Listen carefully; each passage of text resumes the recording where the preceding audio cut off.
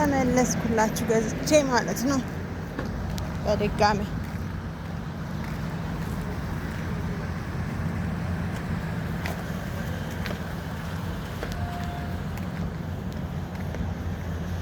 እዛ ጋ ትምህርት ቤት አለ አያችሁት? እዛ ጋ ትምህርት ቤት፣ እዚህ ጋ ደግሞ መስጊድ።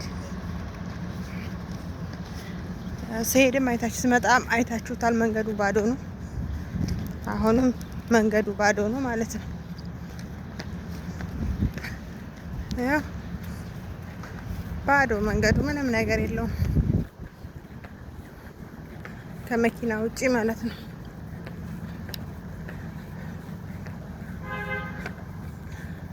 እና ኩዌት እኔ እንግዲህ ለ7 አመታት ስኖርበት በጣም ሰላም ነው። ውጭ ራሱ ብታድሩ የብር ነው ነግራችሁ፣ ውጭ ራሱ ብታድሩ ማንም ሰው አይነካችሁ። በቃ ሰላም ያለበት በቃ ደህና በቃ ራሳቸው ሙሉ ለሙሉ አምነውበት ነው የሚኖሩት ማለት ነው። ምንም እንደማይመጣ እንደማይሆኑም ማለት ነው። እና በቃ ይሄን በጣም ደስ ይለኛል። ለምን እንደሆነ ታውቃላችሁ? ሰላም ሲኖር ሁሉም ነገር ቀላል። ህይወት ብከብድ ራሱ ለነሱ አሁን ላይ በጣም ኑሮ ውድ ነው፣ ሁሉ ነገር ውድ ነው፣ ግን ይኖራሉ። እኛ ነን የምናካብደው ስለ እውነት ማለት ነው። እንዴት እንደሚኖሩት ዘና ብለው ነው የሚኖሩት። ከታ ብለው ማለት ነው። መጨናነቅ ምናምን የለም። አያችሁ መንገዱ ከመኪና ውጪ ምንም ነገር የለበትም። ሰው ክትት ነው የሚለው በቃ ክትት። ማንም ጋር አይደርስም። ማንም ጋር አይደርስም። ማንም ጋር አይሄድም።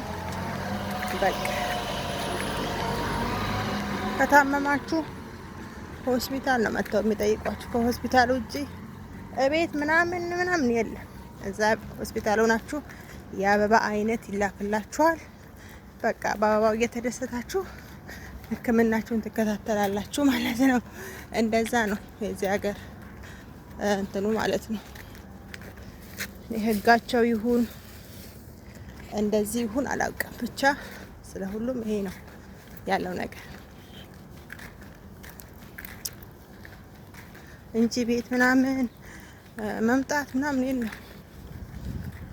ማንም ቤት አይመጣም። ብቻ እዛችሁ ሆስፒታል ብቻ ይጠይቋችኋል። በቃ ይጠያየቃሉ። ከዛ ውጭ ያለውን የለም እላችኋለሁ። ይኸው አስጎበኘኋችሁ።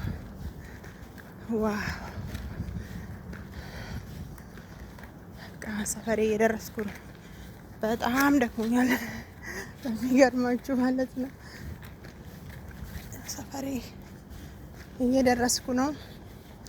ውድ ተመልካቾች ላይክ፣ ሰብስክራይብ፣ ኮመንት ማድረጋችሁን አትርሱ። አዲስ ዩቱብ አበረታቱኝ። ኮመንት አድርጉ፣ ላይክ አድርጉ እላችኋለሁ። ይሄን ይመስላል።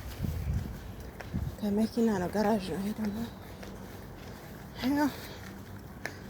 ይሄን ይመስላላችሁ። ያው እኔ ቤት ዛጋ ነው።